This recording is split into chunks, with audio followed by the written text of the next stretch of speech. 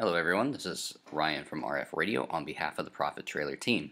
This video is all about how to install Profit Trailer on a Mac. Now, this should work on any MacBook, MacBook Pro, iMac, or Mac Pro. This video is assuming you've already purchased Profit Trailer and are ready to download and install, and I'm going to move fairly quickly, so if you miss something, feel free to pause and back it up and review again. So first things first, you're going to go to the wiki.ProfitTrailer.io page, which is what I have up here in my browser bar. Over here on Getting Started, you have this instruction link, so go ahead and click that. And then quick instructions, you're going to have this github.com link here. It says Tanaman Profit Trailer releases. Go ahead and click that. And the first entry is the latest release. If you go ahead and click the ProfitTrailer.zip, it will download to wherever your default downloads directory is. I've already done that, so I'm going to go ahead and open my downloads directory, and I have it right here, Profit Trailer. Easiest way to install this is to make a directory somewhere else. You cannot run this from the compressed file. It will not work properly.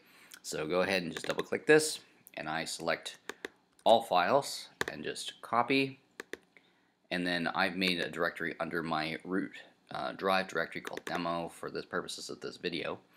And here's my Profit Trailer folder I made under here, and I'm just going to paste 6 items into it. So here we go.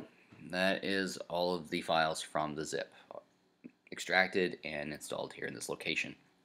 Before we get into editing those for operation though, you need to also download the Java 8 development kit. I've heard some people say you don't need this, but in order to get all the files to be safe, I highly recommend doing a Google search for Java 8 JDK. Make sure you get the matching Java development kit to whatever version of Java you already have. If you have Java 9, that's fine. We'll have a workaround I'll go over in a little bit here. Just whichever development kit you want to get from here, not the demos and samples, get one of these. So here's the MacOS link here. You would just click that and it would download the DMG. So install it from the drive image file. Then you have to get a text editor. I use brackets. You can use whatever text editor you want as long as it is able to display the files in the correct format and not give you some really weird looking characters. So brackets, I know for certain, actually will save the files in the correct format that Profit Trailer can actually use. So once you've downloaded all your files, you're going to go, or downloaded and installed all your files, I should say, you're going to go back to your Profit Trailer directory here and edit the application.properties file. And my brackets is going to bring this up. Close, don't save. Here we go, application.properties. Here we go, we have the server port 8081. If you already have a device that has that in use, you can use 8083 or 8085. Either one of those should work. Trading exchange, I'm going to set this up like Binance. I'm setting up a demo Binance account here. And then your default API key and default API secret. These are from the key you used to purchase Profit Trailer, or whichever is your first key that you registered with the Profit Trailer bot after buying, either way. So I have a demo key that I created here. I'm going to go ahead and just copy this from a file that I created and paste. And I'm just going to drop this one into the secret. So you have to have this populated. For Binance, it's a 64-character string. The other exchanges, Bittrex and Poloniex, they vary in length between the two of them, but I think they are different from Binance. So here, trading API key and trading API secret. Remember, when you purchase Profit Trailer, it was recommended to make 2 API keys, and this is why. You need one for the license file to be activated, and then you need the second one to enable your trading. So here we go. I'm going to copy my second one in there. A trick to remember when you're doing these, do not have any spaces after your keys or secrets. It will mess it up.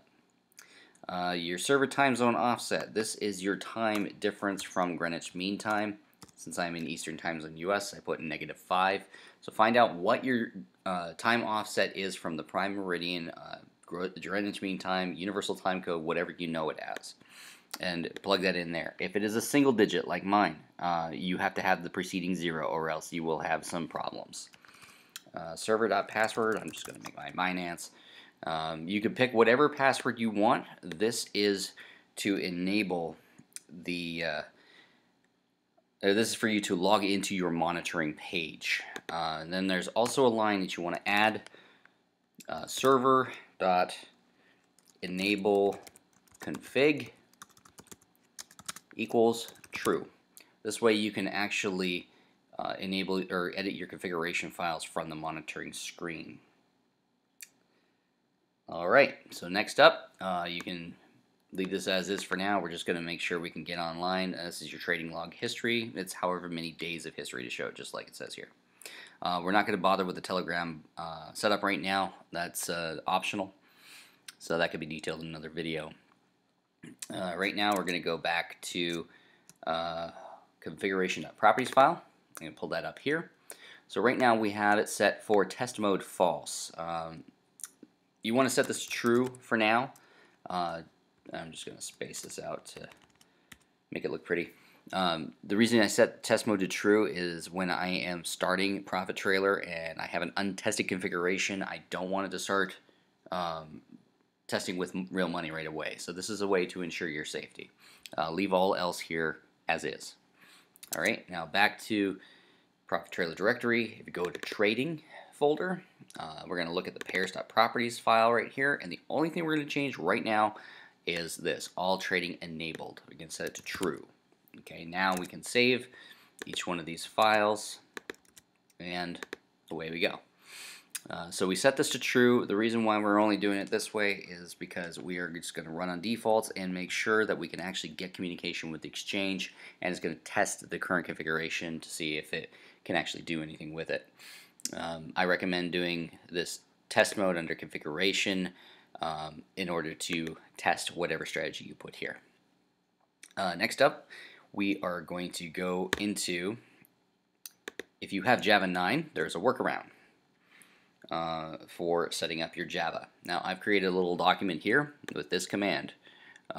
This is to change your directory into Java, so we're going to check the version first. That's what's the CD library Java. It's a CD space slash, not CD slash, so remember there's a space there. Let me just copy this. Copied, and I'm going to open a terminal window. Now your terminal, you can get to it if you don't have a window up. You can just get to it from, let's go to, say, Finder. If you go to Go, Utilities, it'll bring up a Utilities thing, and you've got Terminal right there. So we're going to go here.